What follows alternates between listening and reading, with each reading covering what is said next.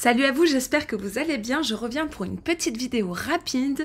Je pense qu'elle prendra vraiment pas beaucoup de temps, mais je vous ai dit, je vais essayer de revenir plus régulièrement et tout. Donc si c'est un format qui me permet de revenir plus souvent, ça peut être pas mal. J'ai pas préparé de contenu à proprement parler, j'avais juste envie de vous partager certaines choses. Et donc dans cette vidéo, je vais vous partager une astuce que j'ai expérimentée il y a pas longtemps, qui a poussé ma fille à apprendre à lire très rapidement, très facilement, et qui a aussi poussé mes enfants à lire plus. Ma fille aînée lit déjà énormément, donc ça, il n'y a vraiment pas de problème avec ça. Mon fils lisait bien, mais pensait... en fait, il a été très surpris. Je vais vous expliquer ça. Une amie a proposé une activité, un marathon de lecture. Donc, salut José, si tu passes par là, je sais que tu regardes mes vidéos. C'est une excellente idée. Donc, ce marathon de lecture, c'est, je vais vous expliquer vite fait le principe. En fait, on s'est donné 2 semaines. De manière classique, c'est 1 semaine, mais nous, on s'est donné 2 semaines pour se laisser du temps, pendant lesquelles, à chaque fois qu'un des enfants lit, on écrit, il a lu de telle heure à telle heure, tant de temps, tel livre. Et à la fin, on va comparer, c'est comme une petite compétition, en fait, entre les enfants, où le but c'est de lire le plus possible.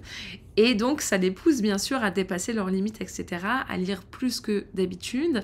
À la clé, il y a aussi un système de récompense, parce que il y a une cagnotte qui se débloque, on détermine une somme.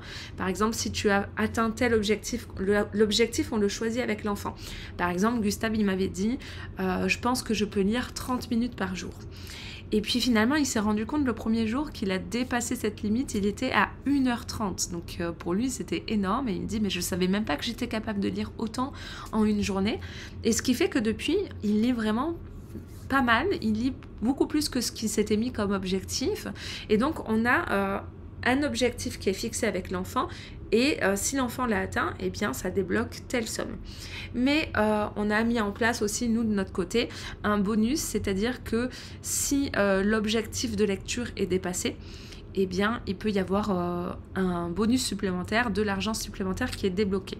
Cet argent, il est destiné à acheter des livres Usborne, mais on pourrait très bien faire ça sur d'autres choses, que ça marcherait pareil. En tout cas, que ce soit pour l'achat de nouveaux livres, et je pense que c'est une bonne idée pour continuer justement à encourager la lecture quotidienne, etc. Donc voilà, en gros c'est ça le principe. Donc on est à la fin de la 2e semaine, Gustave a lu beaucoup plus, Rose a éclaté tous les records. En 2 semaines, elle est à plus de 1 jour complet de lecture, donc plus de 24 heures. Et puis Charlotte, en fait, ne lisait pas. Mais on avait commencé à faire les dictées muettes. Je crois que j'en ai parlé sur cette chaîne. En tout cas, on a utilisé l'alphabet mobile Montessori. Et avec ça, elle constitue des mots. Donc il y a des petites pochettes avec ce qu'on appelle les dictées muettes, et puis c'est par ordre de difficulté croissant. Par exemple, la première pochette, il y a des mots tout simples comme os, as, lac, bac, des choses comme ça. Et le but, c'est de prendre les lettres et de les placer de telle sorte que ça forme le mot avec ce qu'elle entend comme son. Donc avant ça, bien sûr, il y a eu l'étape il y a eu l'étape des lettres rugueuses, pendant lesquelles elle a appris les sons des lettres avec la méthode Borel-Maisoni. Ça, j'en ai parlé il y a des années sur cette chaîne. Donc si vous êtes intéressé pour votre enfant, vous pouvez toujours retrouver ça en vidéo. Je vais essayer de vous mettre le lien au-dessus. Et puis, donc il y a eu ces étapes. Lettres rugueuses, dictée muette qu'elle venait de commencer pas longtemps avant. Et j'avais vu qu'elle s'en sortait très très bien, et je m'étais dit, ouh, je pense que la lecture n'est pas loin. Et là, un jour justement, peut-être, je pense 2 jours après le début du marathon du livre, elle voit Rose et Gustave qui lisent beaucoup, et puis elle me dit, maman, moi aussi j'aimerais bien lire, s'il te plaît, cherche-moi un livre. J'étais en train de travailler, parce que je fais de la rédaction, de la traduction, etc. Donc je lui dis, je finis vite fait ce que je fais, et je vais te chercher ça si tu veux. Puis elle insiste, je fais, ok, j'y vais. Donc je vais chercher un livre de lecture, et puis en fait je lui dis, mais est-ce que tu vas y arriver? Et elle me dit oui. Et en fait elle commence à lire. Donc il y avait quelques lettres dont elle ne se souvenait pas, alors je l'aidais en faisant le signe associé.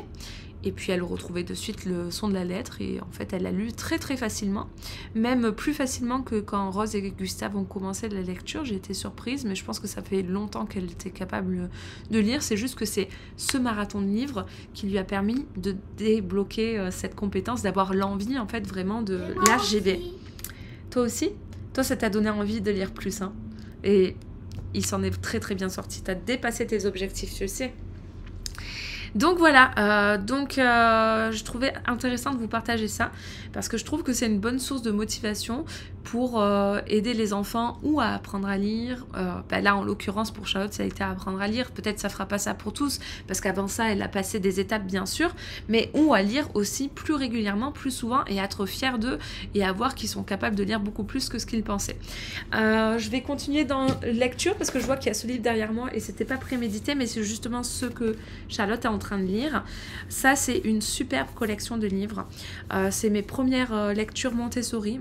Alors avant, c'est ce avec quoi tu as appris, ce avec quoi Rose a appris et ce avec quoi Charlotte apprend à lire. Avant, c'était sous forme de petites histoires. Je les ai pas là, je crois. Non, ah si, j'en ai une là. Voilà. C'était des petites histoires comme ça. Ça se vendait par coffret de 3. J'ai eu beaucoup de mal. Ceux-là, je les ai ramenés de France, mais j'en avais plus tant que ça par rapport à avant. Et j'ai eu beaucoup de mal à en retrouver ici, jusqu'à ce que je vois qu'ils ont rassemblé tout en 9 histoires. Donc je pense que c'est pareil en France. Maintenant, les histoires sont rassemblées par pack de 9. Donc là, c'est 9 histoires de Tom et Suzy à lire seul. Là, c'est le niveau 1. Donc j'ai acheté le niveau 1 et le niveau 2.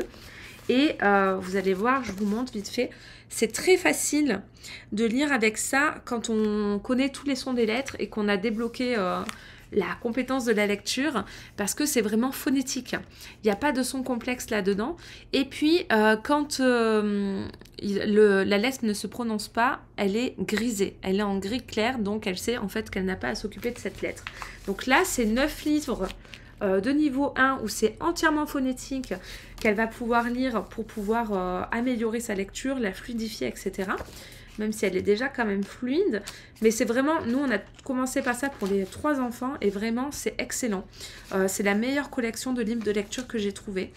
Et puis ensuite, il n'y a pas de sommaire pour indiquer quel titre il y a là-dedans. Mais bon, en tout cas, c'est pas mal pour commencer. Et ensuite, il y a le niveau 2 que j'ai pas là, qui est quelque part dans la maison. Mais le niveau 2, chaque histoire, donc pareil, il y a 9 histoires dedans. Et chaque histoire va permettre de développer un phonème en particulier. Comme par exemple le che, le on, le an, le un, etc. Donc il y en a un, c'est le lapin de Mia de mémoire. C'était les vieilles histoires qu'on faisait là. Ben, le lapin, c'est pour travailler le son 1. Et dans ce livre, c'est le son 1 qui est repris tout au long des pages et qui est de mémoire en rouge, pour bien le distinguer du reste du livre et pour aider l'enfant à se souvenir, ah ben tiens, lui, c'est le son 1. Donc chaque livre permet d'explorer un son en particulier, ce qui fait qu'après, une fois qu'on connaît tous les phonèmes et qu'on sait lire déjà phonétiquement, eh bien, on sait quasiment tout lire. Voilà, donc c'est excellent pour commencer. Pour moi, c'est vraiment la meilleure collection de livres que j'ai trouvée. Tout ça, c'est pas sponsorisé, ni Usborne, ni cette collection de livres qui est avec Nathan. C'est juste des petites clés que je vous apporte pour vous aider avec vos enfants à passer ces étapes-là. Mais il n'y a aucune sponsorisation, que vous le sachiez. Voilà, voilà. Et comme vous voyez, ici, j'ai créé des affiches. Et puis, c'est le bazar dans mon étagère, mais c'est pas grave. J'en ai là-bas aussi, que j'ai utilisé avec Gustave, que j'avais utilisé en France avec Rose et que j'utilise maintenant à présent, je vais pas tarder à les utiliser avec Charlotte pour faire un rappel du son qu'on étudie. Bah tiens, aujourd'hui on voit le che et puis si, parce que là c'est un cheval, donc che comme cheval, oie comme oie. En haut, on a justement le 1 comme lapin. Voilà, le on comme cochon. Et en fait, si l'enfant ne se souvient pas, on lui montre l'image, tu te rappelles, ça c'est cochon, qu'est-ce que tu entends dedans? Alors bien sûr, il y a le che dedans, mais il sait que juste au-dessus, cheval, c'est che. Donc voilà. Donc c'est des petites astuces comme ça qui aident dans l'amélioration et l'acquisition de la lecture. Voilà, c'est tout ce que j'ai à partager pour aujourd'hui. On aura parlé lecture. Et la vidéo fait quand même presque 11 minutes, alors que j'ai un débit de parole assez rapide. Donc, c'est déjà pas si court que ça.